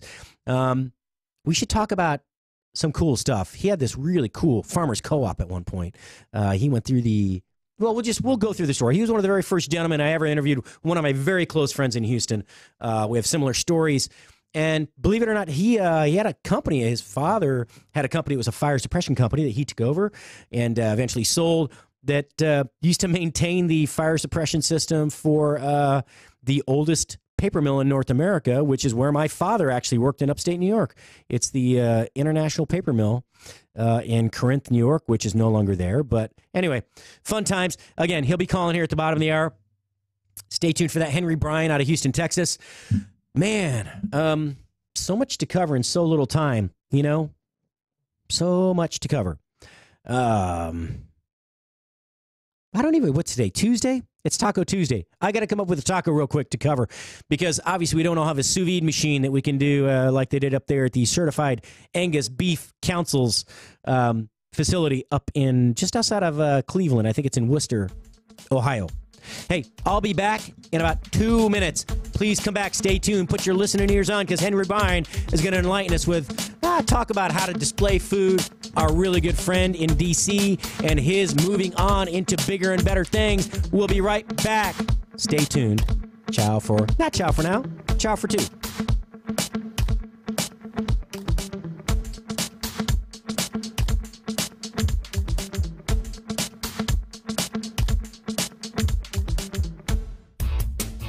Now you can fly anywhere in the world and pay discount prices on your airline tickets. Book a flight today to London, Paris, Madrid, or anywhere else you want to go and pay a lot less guaranteed. Call the International Travel Department right now at Low Cost Airlines. 800-452-1075.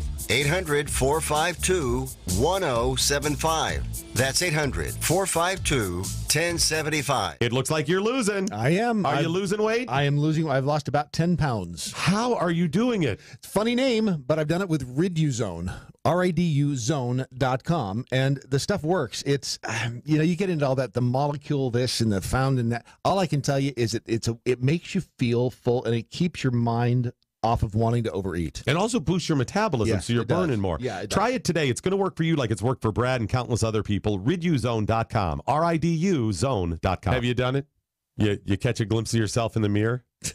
I'm one of those people you don't want to see naked. Yeah, most of us. But I mean, you look and you're going, what the? I know. How did I get to whatever? Yes. Yeah. Oh, it's horrible. Hey there, it's Doc Thompson and Brad Staggs to tell you about a different way to shed those pounds. This is brand new tech. It's only been around for a couple of years or so. It was based on research from the University of California that said there's a molecule called OEA that's found naturally in your body. It produces it in the Mediterranean diet, that when taken in concentrated amounts, it will actually make you feel fuller and boost your metabolism. I've lost about 10 pounds so far. It's amazing. It really is cool. A company said, we can take this to market and make this great product that'll help you. It's called Riduzone, RIDUzone.com, RIDUzone.com. It's Brad's worked. It's worked for Brad's, worked for me, countless other people. Go to Riduzone.com and try today. You're going to love it. Riduzone.com. Remember that, RIDUzone.com. Spoony, food and fun.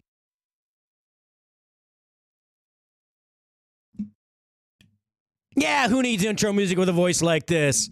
Who needs intro music? Oh, Patrick. I don't know why that didn't do it, but it did it. It's okay. Who cares? There it is. Come on in. It's the end of 2 hours, and I'll have my buddy Henry Bryan calling here in a minute anyway. It's all good.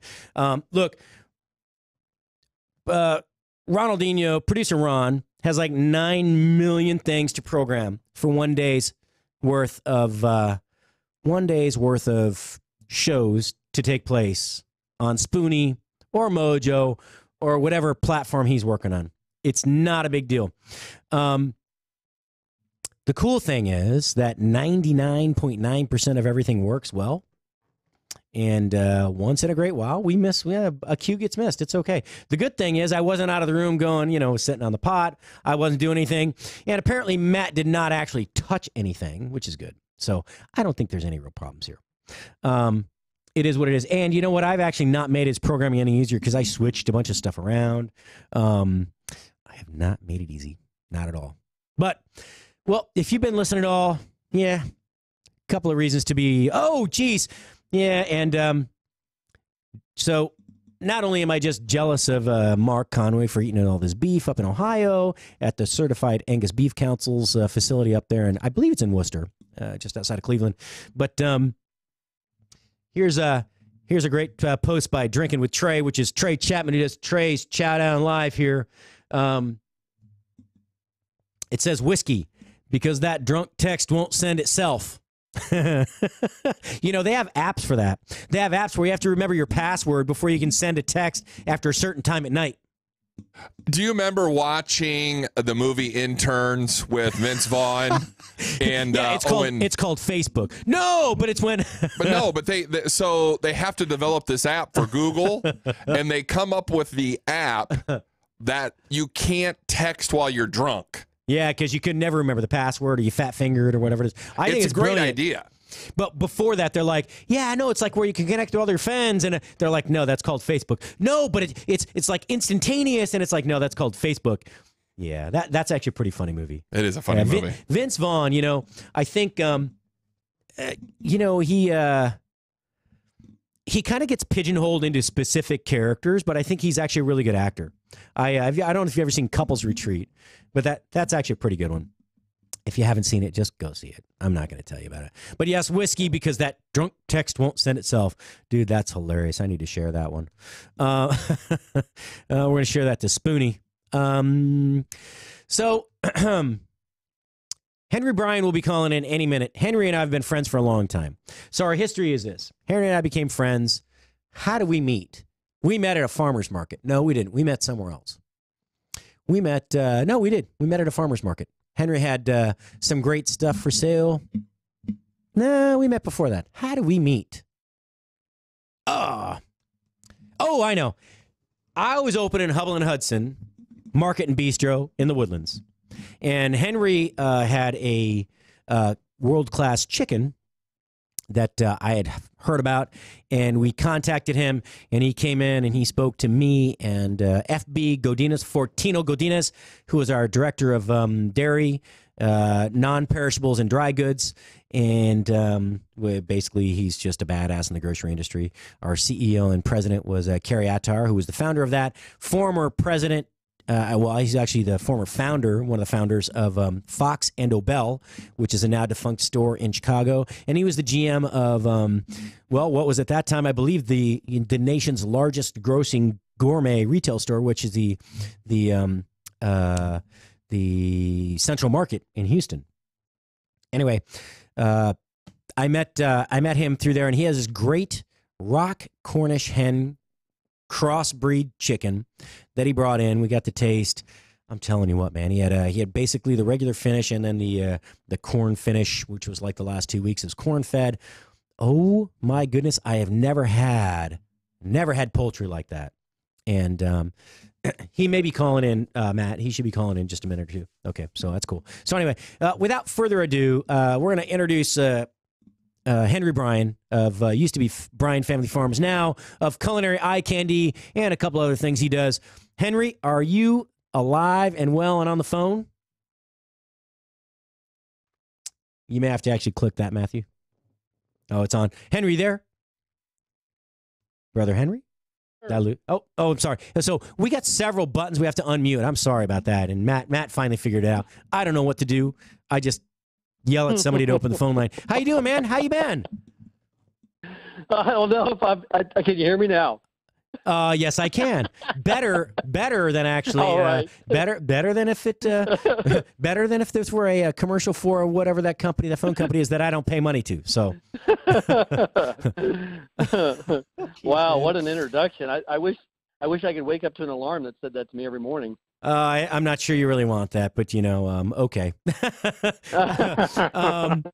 Dude, we go back about 4 or 5, 6 years, somewhere in that test. 6 years, I guess, is about how long we go back. And we've both gone through a lot of life changes, but one thing that has stayed consistent. And if you haven't heard, if you go way back to the very beginning, the deep dark annals, not anals, annals of the Spoony radio history. Matt, don't look at me that way. Matt behind the glass, give me the funky eye.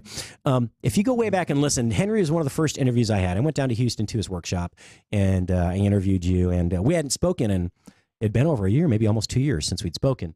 And you were, it was raining outside. It was like it was rain on a tin roof. We were sitting inside and just chatting away. And man, I'm telling you, you've done so much in the time that I've met you, and let's talk about the original stuff, right? So first and foremost was this beautiful chicken from Henry Bryan Farms, which I know is still going out there. Is it still under Henry Bryan Farms? Bryan Farms. Bryan Farms, Bryan Family Farms. Yeah, I'm sorry.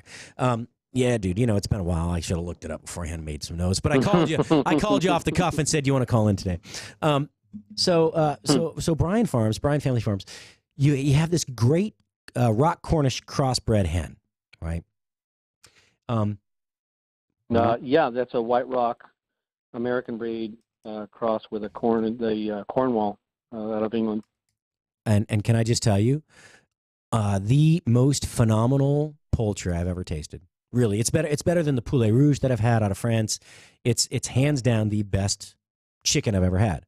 And like I said, we met because of Hubble and Hudson and Fortino Godinez, and I got in contact with you with Carrie. But I mean, what I love is the story of how that whole brand started. Right, it was a lesson in responsibility, basically. That turned into a love. Yeah, it sure was. Turned into a love, hate of labor, love of labor, hate of labor. I'm not sure, but it grew into a brand that you couldn't get rid of. Really, I mean, the demand is there, the product's still being delivered, and how many hens are you delivering a week? Because I know you're very limited production. Yeah, I never really wanted to do much in terms of growing the company large, Patrick. I had come out of a career where there had been a lot of international travel and satellite offices in various parts of the world covering different hemispheres, and I was done with that. So the idea of taking something and just making it work and letting it, have a profit, but something that I could enjoy, and at the time, something that would serve far more than one purpose, primarily something for my children to grow up in and kind of see and feel and know firsthand what it was like to farm or to poultry. And we also did farming, some other things, but that was the primary goal. And I was approached by some fairly large institutions, one extremely large institution, and proposed to, grow the thing into a multi-million dollar operation. And that's just not the direction I was interested in going. I knew what kind of sacrifices needed to be made, and I was not willing to make those sacrifices again in life. I was enjoying what I did, and I've come to find out that enjoying what you do is of much greater value than how much you make. I mean, as long as you get your bills paid, this kind of thing, it's fine. But I had lived that life before and didn't really feel like going back to it. It's too much pressure. Yeah, but probably running about 400 birds on a weekly basis in process. A very, how can I say here, boutique sort of clientele. I'm only going to do small batch because small batch is where you can maintain all of your quality, and far more interested in maintaining a ultimate high level of quality rather than trying to extrapolate out and hope that you can maintain the quality. I have never seen that work well. Very rarely. A living organism, it's even more rare. So when you say boutique, look, we're talking like, the Coronado Club. We're talking, trust me, these are very boutique-y locations. I know, was Fritz the one that really kind of, because I know your brother-in-law tasted the hen, right? And then he passed it on to someone who, was it Fritz? No, my brother-in-law was working with French Laundry at the time, and came back through and said, "This is what you need to do." And I'm like, "Well, okay, why not? I'll give it a stab." And I was retired, so I was looking for something interesting to do, and he took me over to one of Chris Shepard's restaurants. Chris Shepard is here in Houston, sort of an icon. Well, he is an icon. He's an institution. What pretty young guy. What an amazing chef, by the way. He is an incredible chef, but I'll tell you what, he's an even better businessman. In a town where restaurants open and close on a daily basis, he has been able not only to maintain but to thrive and do extremely well. And he certainly has my respect as a businessman. Nobody can stay in that long and not know exactly what they're doing. No, and he was nominated again this year for Best Chef South. Best Chef Southwest in his category. Yep. Doesn't surprise me. Yep. So I'm sorry. And a phenomenal personality too. Just a wonderfully nice fellow. Yeah, absolutely. Yeah. So I didn't mean to interrupt. David introduced me. No, that's okay. My brother-in-law introduced me to Chris. Chris introduced me to Charles Clark, who's also a phenomenal chef. Absolutely. Super nice person, and an incredible businessman. Charlie is just the nicest person in the world. And I don't know how it came about, but somebody sent me over to Houston Country Club. I showed up there during a sort of a Christmas pageant, pulled up my Chevy pickup truck right there under the awning, if you call it that. It's more like a porte-cochere, these giant things. And people are getting out of limousines and Mercs and Rollses and walking up the stairs in their gala gowns and their tuxedos, and I'm in my overalls, T-shirt, and I've literally got a slaughtered, chicken prepped in a bag, transparent bag, carrying it up these steps. I mean, it was surreal. And they're looking, kind of like, okay, what does this guy want? Is this a bomb? Is this who is this idiot? And I said, I'm looking for the chef. And they take me through all the back. That place is built like a Secret Service building. Yes, built it a country is. club in the city, Houston Country Club. And they took me back over there, and there is the king, Fritz Gitchner. And if you've never met Fritz, he looks like a movie star. He has this very pleasant Austrian accent, and he is incredibly intelligent. Well, not to mention he's like the a only gentleman master. through and He's the through. only master chef in Houston. At the time, he was. Yes. You got Philippe Schmidt. Yes, there are Philippe two Schmidt now. came over and ran. Right. So those are the two that I know of. But Fritz is now gone and off to other things. I think he's working up in the Northeast. But he looked at it and he said, "If this is what I think it is," and I'm like, "Well, what do you think it is?" Because I can tell you what it is. It's a chicken, And he pulls some book off the shelf and he's telling me about this French breed and this and that. I said, "Well, I don't know anything about that, sir. All I know is I raise them and I kill them, and that's it. I mean, that's all I know. I'm trying to do this the way it was done 100 years ago, and that's where my story ends." Well, he picked it up, and when he picked it up, everybody picked it up. Mm-hmm.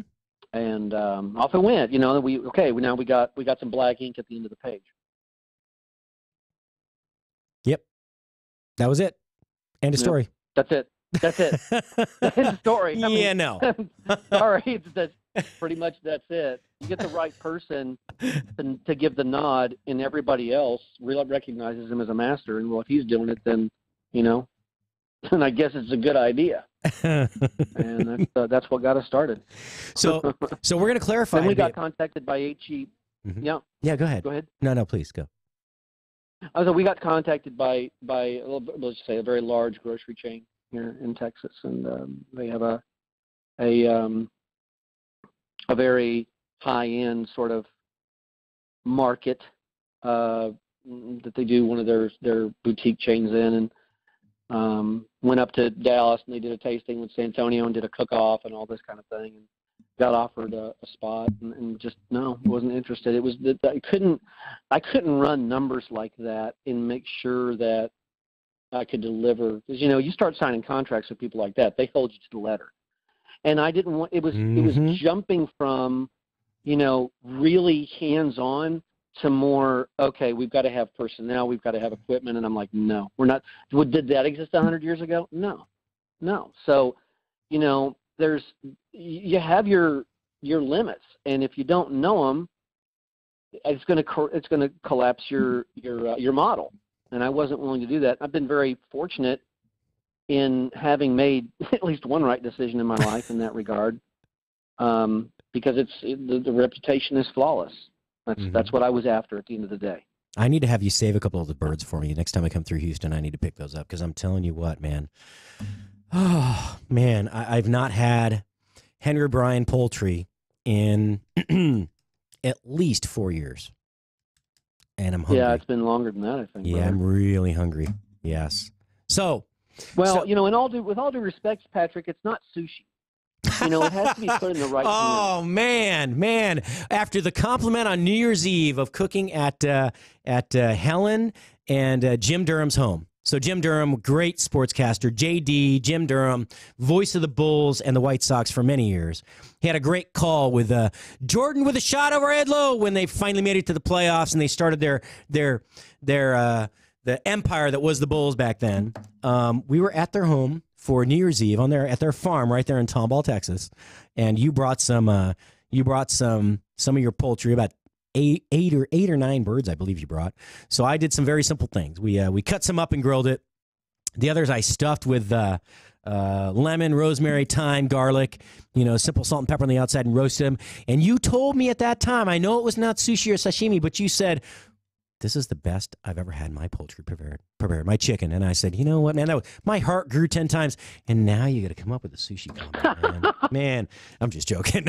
But so we fast forward a little bit later, and you came up with a new business model. Look, that was kind of running itself. You know, you had moved out of your own pasture and had some people just managing the pasturing. And had shifted the processing to a larger USDA facility. So now you had this great program. You when I first met you, you were going through the Master Growers Program through the Texas A&M Extension in Bryan, College Station. Yeah, and when you finished that, you decided to start farming. I mean, really farming. Outside of the pasture-raised chicken you were doing, this wonderful poultry, and you started basically a chef's cooperative garden where you would raise like 1, 2, or 3 crops per, items per crop. Talk me back through that, because it's been a while since we spoke about that, but it was a fantastic, even if it didn't pan out long term, I loved the idea and the business model. Well, we had a real advantage because we had a great relationships with the chefs and an incredibly high level of trust. And at that time, sort of, anybody who was willing to step out and try to do things the way they had been done 100 years ago was very heavily embraced and encouraged. And there weren't a lot of people who were willing to do it. And I think there were a lot of people who were sane, and I was not. And so I decided to try and do it. But I went out to all of my clients and said, look, this is what I'm going to do. It's going to be a chef co-op thing with our farm, and I'm going to grow, some cucurbits. I'm going to grow some everything from lettuce on up to Japanese black truffelli tomatoes. I'm going to do some really cool stuff. I'm going to do some basic stuff, but we're going to use all organic seed. We have been prepping the soil for a couple of years by having, birds graze on this land, so it's nitrogen rich. We've got a lot of mushroom compost coming in. We're going to plant a green nitrogen crop. I mean, we're really going to do this right, and we did. And it was if it had not been a labor of I don't know about love, but it had to really be into it, because there was the work was ridiculously intense. I mean, it was a prison sentence for about 18 months, and there's no time off, and it's 7 days a week, 16 hours a day. That's it, period. You're either in or you're out. And I said, okay, guys, I'm willing to do this, but, everybody's got to fork in. So I'm going to break this down into 20 shares, and this is how much a share costs. And for every share that you buy, you're going to get a 20th of the crop. And I'm going to, when it gets harvested, it's going to go into the cases, into the pickup, come straight to the city. And, everybody signed on. Everybody. There was not one person that said, not really. They all were like, yeah. I mean, the guy that owns Benji's here in town. Benji, what's his name? Well, the chef's partner is Dylan, right? Dylan? Dylan. Yep. He's still there. It's been years and years since I've talked to those guys. I think so. He spends most of his time at the other location in Washington, though, yeah. Okay. Well, Benji's like, yeah, man, I want 4 or 5 shares. I'm like, whoa. I mean, this was not inexpensive. This was thousands of dollars for a share. Mm-hmm. We talked about that. It was several thousand, 4 or 5 thousand. I only had like 2.5 acres, which is, if you think about it, that is a tremendous amount of area when you're doing everything by hand. I mean, we were tilling, we were creating the rows, we were doing all of that with tractors. But, I mean, the planting, the nurturing, the caring, the weeding, the, laying down of hay in the troughs. I mean, everything that we did was by hand. You were out there, man. I mean, if you could handle it 24 hours a day, you could be out there 24 hours a day. And so we went through that, and I went through it for 2 seasons and had special golf shirts made up, stitching and everything for each of my clients and for participating. And it was kind of a cool, fun thing. But after 2 seasons, I was like, no way, man, I can't do this. It's just too hard. I never realized how hard our ancestors worked. Going back before the Industrial Revolution, it was just, it was a massive shift in mentality for me. Well, we've talked about this, right? This is one of my, not pet peeves, it's one of my passions, right? Is explaining to people how, all right, well, there goes that. I'm falling on the floor again. Brad's going to hate me for tearing up the studio again. That's why I'm not allowed to move my chair. I can't wear nice things. You can't take me out. But here's the deal. When you think about the amount of effort it took for one family to put food on the table 150, 200 years ago, and how precious that commodity was. You didn't have meat. You didn't have meat for every meal. You weren't gluttonous. You had one potato, maybe 2 carrots. You had whatever your small portion of beef was, or poultry, or whatever it happened to be, pork. But you couldn't take an animal every week. You couldn't take an animal every month because they had to provide milk and other animals to sustain your family, your farm. I mean, it's crazy. But we don't think about that. How much energy and effort and time it takes to put that food on the table. Now we're a push-button society. And my biggest pet peeve, I rant about this all the time. You can be too lazy to drive to McDonald's now. You can call Uber Eats to deliver your darn McRib sandwich to you for an extra $2 or $3 charge. You don't even have to drive through the fast food lane. Okay, and look, I love America. We are the land of opportunity. I love living in America. I've been fortunate enough to live overseas. But one thing we could learn from a few other countries is to appreciate what we put in our bodies, because literally you are what you eat. You need to think about that. You are what you eat. You are physically composed. Every cell in your body is composed of the food and drink that you put in your mouth. Really. Might be one day for some of it gets ingested, becomes part of your body, but your cells grow outward from inward, inside your body, your intestine, your stomach, outwards. It becomes what you eat. You are what you eat, right? So, all right. So that became a labor of love, which wore you out, which I understand, because you never do one thing alone. You had started another company in the meantime, which has changed iterations a little bit, but now it's called Culinary Eye Candy. So we got about 4 minutes left. So I want to talk about that, and I want to talk about our mutual friend in D.C. and damn, all the stuff that's going on with him at the Hilton. Oh my gosh, man, he is outgrowing us. He's outpacing me. You might know more than I do. No, all I can tell you is he's now no longer chef there. He is now the food and beverage director. That's all I can tell you. How did you know that? Because it said it on. I get an update on LinkedIn. I wouldn't know otherwise. He doesn't talk to me. I sent him a text one time saying I'm going to be DC area. I'd love to come by and have dinner. He goes, I'm off on Monday. I'm like, what? Or Saturday. I'm like, what chef has off on Saturday? He goes, good ones. I'm like, anyway. So sounds like Peter. Yeah, Peter Laufer. So we'll talk about him in a minute. So you had another company you founded. Now Peter Laufer is this great certified executive chef, a fantastic. Now Peter's German, not Austrian, correct? He is German. Okay, so look, because I occasionally get that wrong, and I apologize to all my Germanic friends. Peter's one of the most phenomenal chefs. I'm telling you what, he started out in cruise ships for years and years and years, high-end stuff. Worked in some of the best hotels and hotel restaurants. He was with Sofitel for a long time. He was at, what was the hotel he was most recently with? Hey, Matt, where'd you stay in D.C.? The Gaylord. The Gaylord. He was the chef at the Gaylord for a long time. And then no, he was at where was he? The Intercontinental. Intercontinental. Oh, that's right. Yeah, that's right. Willard, the Willard, not the Gaylord, the Willard. And now he's at the Intercontinental Hilton, which is just opening, right? The brand new big one. The Hilton, yeah. Yes. So anyway, all right. So that aside, so really quick, we got about 2 minutes left. So you started this thing, Culinary Eye Candy. It's had several different iterations in name, but basically you designed the most amazing display pieces for food service, for banquets, for buffets that I have ever seen. You got a minute. Tell me about it, Henry. I'm going to post a link. You got a minute, then we'll talk about Peter. Okay, quick. So chef is a painter. The food is the paint. The plate is the canvas, and the frame is Culinary Eye Candy. How's that? You know what? I couldn't have said it more perfectly. We create the frame that they put the food on. Well, I'm telling you what, man. So you and Peter and I went to the was it Cater Source? Cater Source. Cater Source in Vegas. Couple 3 years ago, and we spent 3. No, more than that. 4 or 5. It's okay. We can pretend it was. I haven't been out. I don't think I've been out of. Okay, other than traveling. Other than traveling to some other, I don't get out of Texas much anymore. So I'd like to make it sound like I do once in a while. But yeah, it was maybe 4 or 5 years ago. I was just looking through the pictures. Actually, I saw the pictures of when the crate came in and we were drinking because we were like, oh my god, we got to put all this stuff back in the crate. Gosh. Anyway, Yeah. I will post some of the pictures. I'm sure you have new stuff online. I'll post the link.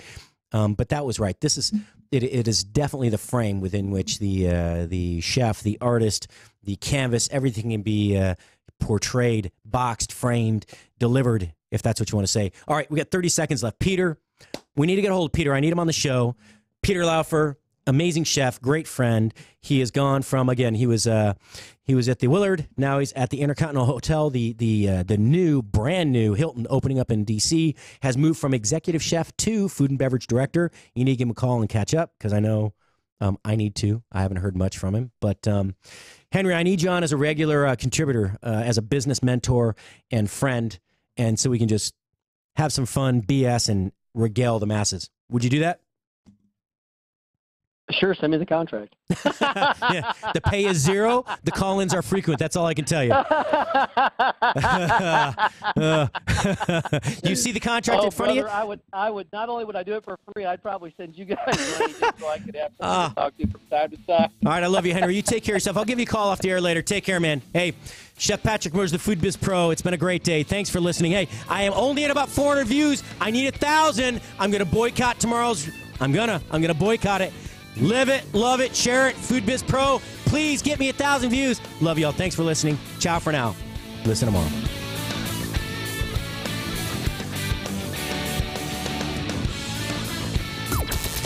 This is the only 24-hour take-anywhere platform dedicated to food and fun. We're Spoony. News this hour from townhall.com. I'm John Scott. More countries ban the Boeing 737 MAX 8 jetliner.